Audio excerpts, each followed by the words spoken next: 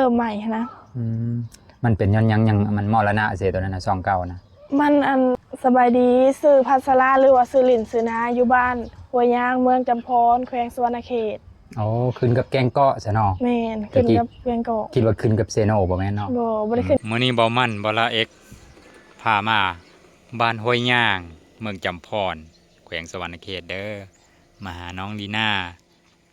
แล้วก็น้องหยังอีกนะนี่หากระตื่นบ่มั่นว่าติดต่อหาเจ้าติดต่อหาผู้ใดก็บ่ติดว่ะน้องนาย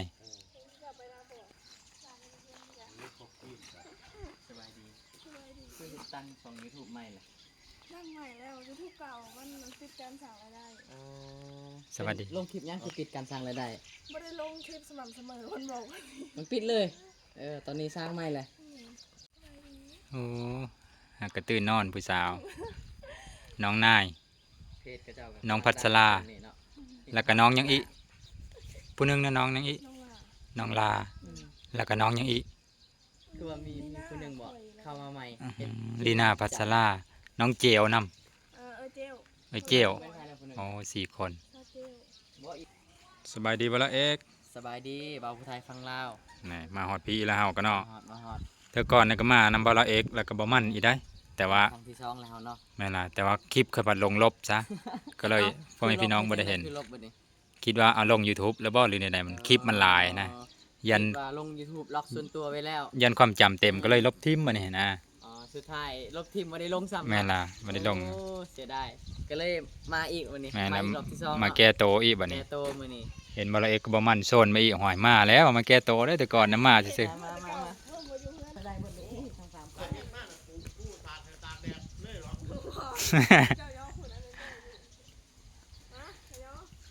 ตัวสร้างหลายเอกปนั่นต้นเด็กสาดผู้สาดตากแดดมาก็ให้กระตันยอไปอยู่บนห่มได้แม่นไปอยู่ในห่มก็ได้มาเลย50 ปันว่าแม่อยู่กองงามอิลิ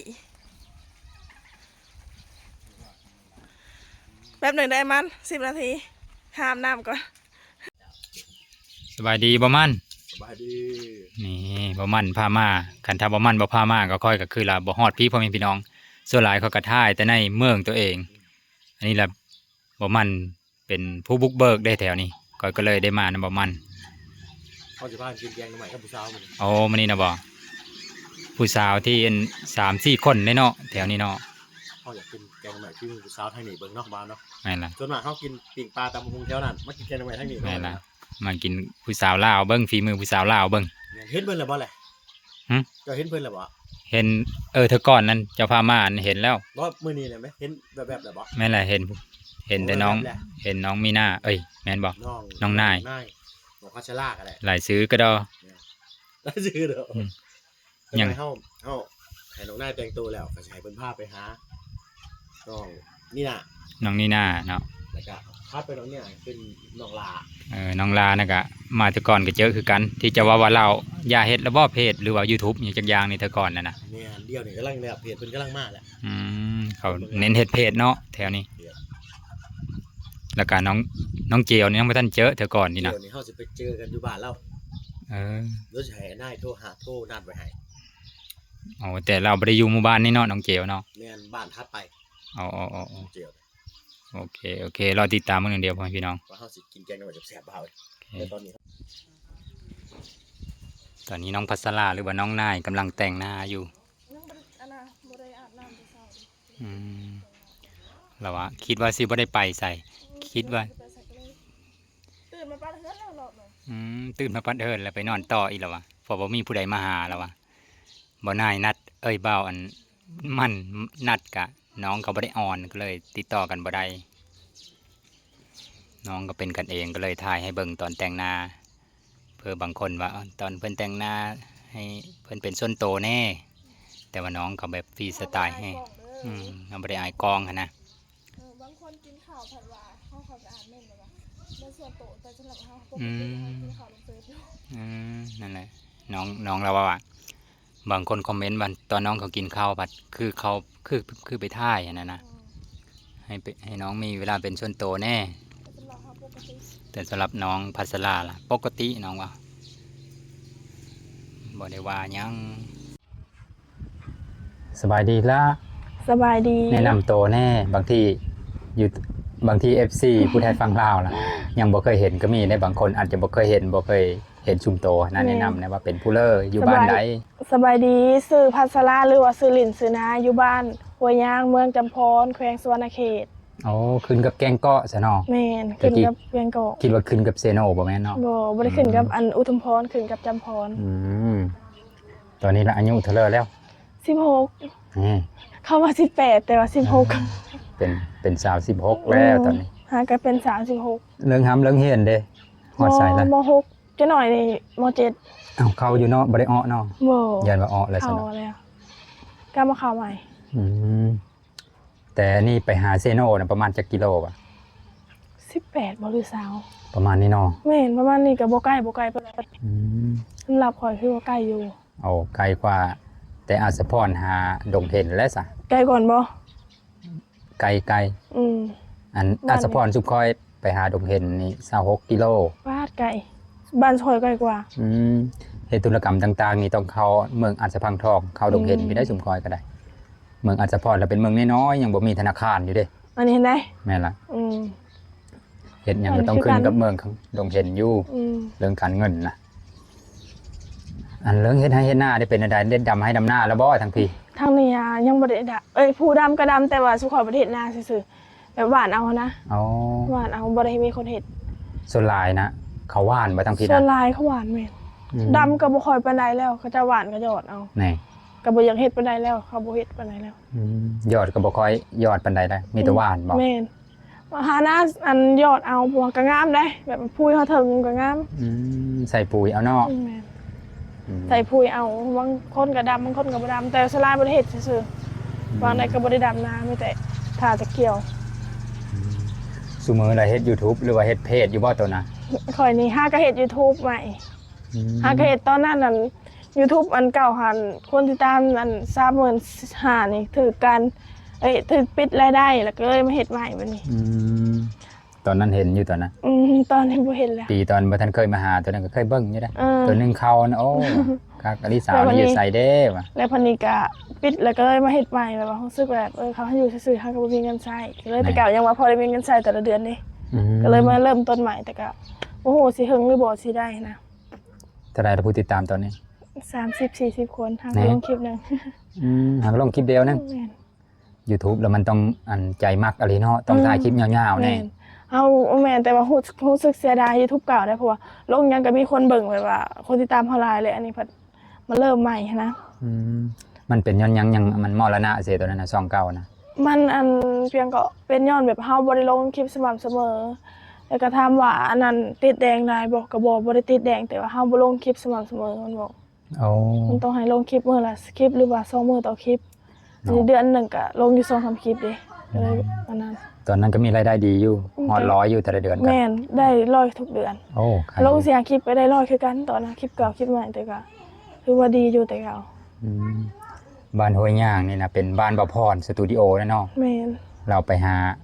อันยังว่าหาคนหายแล้วแจ้งหาเรานะ แม่น แล้วก็มีผู้ใดอีบุ หลายคนอยู่บ้านนี่ค่ะ ที่เฮ็ดเกี่ยวกับมันตามหาคนนะ อ้ายข่อยก็แม่น ซื้อซองในได้อายตัวกัน ว้าวแอนสตูดิโอประมาณนี้แหละ เอา เฮ็ดอันนั้นบ่พอแม่น เฮิรนเราก็อยู่ตรงพูนพ่อแม่พี่น้องเอ้ย แม่น เห็นอยู่เฮิรนเราบ่ได้ถ่ายให้เบิ่งอย่าเราเอาหอยคือมาถ่ายเฮิรนค่อยเนาะ บ่ได้รับอนุญาตนี่เด้อแต่ว่าแต่ละมื้อนะตัวน่ะอยู่เฮิรนบัดนี้บ่หรือไปให้ไปหน้า บางมื้อก็ออกนะแบบว่าบางมื้อก็ออกบางมื้อก็บ่แบบออกไปก็นอกจากไปวางอีพ่อไปเวียกหรือว่าไปเผางัวเพิ่นแถวแคมป์นาดิแต่ถ้าเพิ่นบ่นะเพิ่นก็ไปเองแบบนาก็บ่ได้เฮ็ดเด้นี่เพื่อนบ่ว่าแม่แท้ได้ หวานเอาสบายเนาะ ก็มันหลายนาหลายเด้ก็หวานเอาเบิด เอาเลย นาจังไดก็นาจังไดก็นา ปีหนึงได้จักอันประมาณสักสอบนะ แต่มันลอยปลายแต่วันลายซื่อแต่มันเป็นหน้าโคกบางทีหน้ารูปก็มันก็บ่ค่อยได้เข้าบ่อยากงามปานใดแต่ว่าหน้าหลายซื่อ อ๋อ หน้าถั่วเบิดหรือว่ามันบ่นะซื่อ ในหมู่บ้านห้วยย่างนี่นะส่วนหลายเขาเฮ็ดอาชีพหยังส่วนหลาย เฮ็ดให้นาแต่ถ้ามันเขาก็บ่ค่อยเฮ็ดปานใดได้บ้านนี้ บ่ค่อยมี ปลูกมันก็ เนาะ เฮ้อบ่ปานใด ปลูกวันปลูกอ้อยก็บ่ปานใด เขาบ่ค่อยมีดินมีที่ป่ะ มีแต่เขาบ่เฮ็ดซื่อๆ อ๋อ บ่ฮู้มันบ่นิยมเฮ็ดซื่อๆบ้านนี้แบบแม่นอยู่มีคนเฮ็ดแต่ก็บ่ค่อยเฮ็ดปานใดมันก็ อืมเป็นน้ำความนิยมได้เนาะ แม่นมันบ่ค่อยปานใด กันแต่ความนิยม เขา โอ้ย ก็ เฮ็ อ ด ยู่ คือ นำ มัน แม่ บ้า เขาก็อยู่ตามมันหั่นแหละคือแม่ขอยแฮงบ่เคยเฮ็ด อืม บ่เคยเฮ็ดมันได้ แสดงว่าตกแรงได้ซะ ตอนแรกก็ บ่ได้เฮ็ดหยัง อยู่ในแถวเพื่อนนี่แหละ มีแต่ไปหาอยู่หากินซื่อๆบ่ แม่นบ่ได้เฮ็ดซื่อ แถวนี้มันบ่ได้ไกลจากเมืองเนาะบัดอยากซื้อหันซื้อนี่ของใหญ่ๆนี่ไปไสซะ ๆรักษา โอ้ไกลหลัก35 มั เด้อน นี่ ใกล้แถวนี้เด้ก็บ่แม่นว่าพอดีใกล้ๆกันบ่แม่นว่าบ้านนอกแฮงแล้วก็ในเมืองแฮง อืม พอดีใกล้ แต่อันทางใหญ่นี่มาหาบ้านตัวนี้เท่าไหร่บุประมาณจักกิโลบุ แต่ทางใหญ่นี่ แม่นล่ะ 3กิโลแต่ทางเขา เออ เอ้ยฮอดรักษาบ่ บ่ฮอดทางใหญ่นี่เลย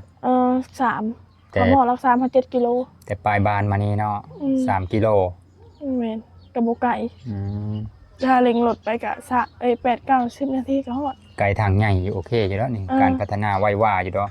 การขนส่งมันง่าย ทางบ้านลาวก็บ่ได้มีโหยมีหองหยังคัน บ่มีสบายอยู่ ฤดูฝนก็ไปมากก็สะดวกแล้วซะเนาะ สะดวกถอดแต่เป็นทางยางแต่มันสะดวกซื่อ อืม ๆใช่เคยมาแต่ก่อนนี่เห็นลิงตอนนี้ล่ะไปซะละ จะไปใส่ บ่มาเลยบ่ บ่แต่ก็เอาสิขึ้นเฮือนก็ตื่นมื้อน่ะข่อยนอนอยู่ขึ้นไปในเฮือนโอ้รู้สึกโดดเฮือนแบบคิดว่าอยากวิ่งแบบโดดพุ่นแหละแต่ก็เอามีแต่บ่ฮู้ไปใส่ มันไกลหมองใดมันไกลดงไกลป่าบ่คือมีลิง ก็อย่ามันแบบหลุดมาซื่อๆหั่นนะ มันมาแต่ดงลิงบ่ แม่นย่ามันมาแถวๆบ่หั่น ประมาณจักกิโลแต่นี่ไปหาดงลิงฮอดไป20กว่าบ่ ก็สิฮอดประมาณนั้นแหละ อืม ประมาณ3เซโนหาอันนี้แหละประมาณ3 โอ้ดงลิงแล้วเป็นสถานที่ท่องเที่ยวของเมืองจำพรพ่อแม่พี่น้องเอ้ย แม่น หอไตรวัดหน้องลำจันทน์บ่ดงลิงบ่นี่ แม่นแต่ก็บ่ค่อยไปซื่อๆแท้ ตอนนี้น้องก็เฮ็ดม .6 แล้วพ่อแม่พี่น้องอายุก็16 ๆบ่7ปีหน้า นี่เดือนกันยายนนี่ก็เข้าม .7 แม่น เห็นเก่งวิชาหยังตัวพัด ได้แต่ภาษาลาวเด้อพอได้อ่านออกอยู่ อ้าวนั่นบ่ คณิตศาสตร์บ่ภาษาอังกฤษบ่นี่ก็บ่เก่ง มึนตึ๊บเลยทั้งว่าสิพังอยู่ก็อ้าปากพัง เอาเลยนั่น รู้ เอ สึก ง แบบบ่เป็นแฮงอะไรอย่าง โอ้ เงี้ย เฮาบ่มักแล้วก็เลยบ่สนใจนั่นบ่ แม่น เอาพอให้ได้คะแนนพอผ่านไปซื่อๆเนาะ พอได้ผ่านและกะ พอได้จบบ่7เอาไงกะ คันถ้าจบม .7 กะว่าสิไปเรียนหยังต่อหรือว่าไปทำงานหยังต่อย่ านบางทีก็สิอยู่เพื่อนบางทีก็ไปเฮ็ดงานอยู่ไทยบางทีก็ดำนอนพอได้เปิดร้านขายเครื่องแล้วก็สิมาเพราะว่าบางทีก็ประเทศบางทีก็เฮ็ด YouTube ไปเรื่อยๆนี่แหละ เอา บ่ได้บันเบิดไปเรียนพังเบิ่งบางทีก็สิเรียนต่ออยู่ แต่ก็ลาจิตใจปัญหาที่ว่าคือสิเรียนสิดูเรียนบ่นะ เอา พ่อแม่ก็ยังเรียนแล้วก็เรียนจังซี่นะ เพิ่นก็มีแฮงส่งอยู่เนาะมีกำลังส่งให้เฮาเรียนอยู่เพราะว่าลูกสาวผู้เดียวบ่ บ่ก็เจ้าออกเพื่อนยังแต่ข่อยผู้เดียว อืม ลูกสาว3คนแต่ว่าเอ้ยไอ้น้องเพิ่นก็เปิดร้านขายเครื่องอยู่รักษาเพิ่นออกเพื่อนหมดแล้ว โอ้เพิ่นเปิดร้านขายเครื่อง แต่เพิ่นก็สิเปิดที่พุ่นบัดนี้ ความฝันของน้องก็คืออยาก เห็น มี ร้าน ร้าน ขาย ขาย เค เค รื่ รื่ อ อง ง นั่ นํ งแม่นนั่งอยู่เพื่อนสิเขาแบบแม่งคนบ่เฮ็ดเวียกเหมือนทางอื่นรู้สึกแบบบ่ปานใดเฮ็ดเวียกเฮ็ดใดเฮ็ดนา หมู่บ้านนี่กว้างอยู่บ่กันถ้าเปิดร้านขายเครื่องได้ขายดีอยู่บ่ ก็ธรรมดาแต่ก็กว้างอยู่ก็มีอยู่ ป แล้ ระ ว มาณจังหลังคาเฮิรน200ฮอดบ่กว่า ร้อ บ่ ยปลาย 100ปลาย แม่นบ่ใหญ่ปานใด อืม แต่บ้านนี้มันแบบเพื่อนบ่ติดกันซื่อ เฮิรนห่างกัน ๆ เนาะ ห่างแม่น คักอยู่บ่แออัดปานใด อือแถวนี้ก็แถวดินนั้นก็กว้างนี่ก็ดินซอยเบิดเท่าแต่บ่ได้อ้อมหัวซื่อ อืมปกติน้องก็อยู่เฮิรนเพราะว่าบ่ได้ให้ดำให้ดำหน้าคือแถวผู้ไทยซุมเฮาเด้ ๆแถวนั้นเขาดำบ่ นั่นแหละส่วนหลายดำแต่ว่ามาปีนี้เริ่มพากันวาดแล้วก็ยอดเอา ทางนี้โซลาเขาอยากหวานเบิด อืม บ่ดำ ผู้ดำก็ยังหลายอยู่ผู้ดำก็ อันนี้ก็มีอยู่แต่ก็บ่สลายมีแต่หยอดเอา เขาจ้างบ่ดำก็แถวนี้ จ้าง มื้อเท่าใดแถวนี้นะ ข่อยได้ยินคือว่ามื้อ150,000บ่คือว่าหาถึกได้ข่อยว่า โอ้ถูกแล้ว 150,000เนาะ ซ้ำกับอัศพรก็ประมาณนี้ มัดกากับมัดละ3บ่หรือ 2,000 นี่แหละประมาณนี้ มันละ 3,000 อยู่อัศพรก็ลบกานะถอนกานะโตแล้วบ่เคยไปเลยเนาะไปรับจ้างดำนานี่ ไปหาเงินด้านดำนาเกี่ยวข้าวอันนี้บ่เค ก็ ย ไปอยู่เท่าแต่สมมุติว่าตอนแต่ไปกายไปซื้อนี่ก็ไม่ใช่มื้อละ500 บาทเขาไปแบบคล้ายๆแบบ FC จ้างให้หมูสินะเลยไป โอ้ แต่ถ้าบ่ซั่นก็บ่ไปคือกัน อ๋อมี FC จ้างให้ น่ะจ้างให้หมู หน้า คือแห ข ละ องโม แม่นข่อยก็เลยไป 500 บาทบ่โยไปแล้ว ไปดำมือเนาะ ไปดำมือซื่อต่างมนต์ซื่น ต่างแบบ ไป ไป พบหมู่ เล่นกำกันซื่อแบบว่าเฮาก็บ่ได้เฮ็ดนาเองเฮานั่งอยู่ทำนาเห็นเขาดำนาก็ได้แต่แนมเบิ่งนั่นแหละบ่ได้เฮ็ดซื่อ หมู่ตัวที่ถ่ายคลิปนำกันนั้นมีผู้ใดแน่ ๆมีซาวล่าแล้วก็คอยแล้วก็นีน่าแล้วก็มีเนตบ่มันก็มีซาวเจล เสียเจียวเพิ่นบ่แม่นบ้านเดียวกันเนาะ บ่คนบรรณากอย แต่เฮิงๆมาหากันเท่านึงบ่ คำไปทั้งพุ่นหาเราก็มาดุคำไปหากันแบบไปถ่ายคลิปไปนั่งเล่นนํกัน แต่ว่าสิเราก็บ่ได้มา ซุ่มโตก็ไปหาลิ้นนำกันล่มแก๊งกันดุอยู่บ่ ก็ไปดูอยู่เท่านั้นบ่ได้ถ่ายคลิปซื่อ เอาตอนนี้ล่ะประมาณจักโมงแล้วนี่นะ9โมงฮอดแล้วบ่เขาบ่มันจักไปซะ ๆ แล้ อ๋ ว อแล้ว บ่มันกับบ่ลาเอกคือสงสัยไปเฮิรนสาวยังวะ ไปเฮ็ดนี่หน้านะคะ ไปเฮิรนนี่นา เจ้านี่หน้าพาไปสับน้ำไม้ไผสิจ๊ะเพิ่นว่าอยากแกงน้ำไม้ดิ เพราะว่าเฮิรนของน้องนี่นานะมีกอหน่อไม้เนาะเฮาไปตอนนั้นประกัน แกงน้ำไม้ หนังอูลินอยู่ข้างกอหน่อไม้แล้วหั่นไปเถอะ อัน ก่อน นี้ผัดมันยามนี่เลยเด้มันก็มีหน่อไม้ อืม ยามนาเลย ตอนนี้เราพ่อแม่ตัวเราบ่อยู่เนาะอยู่แต่ตัวผู้เดียว แม่นอีแม่น่ะอันไปงานกับเจ้ามัดแขนคอนี่แหละประ โอ้ มาณนี้ กอสาวเขาบ้าว แม่ นะ น แหนมเห็นอยู่ค เขา น อี จว พ บ อ จวบ ไปนา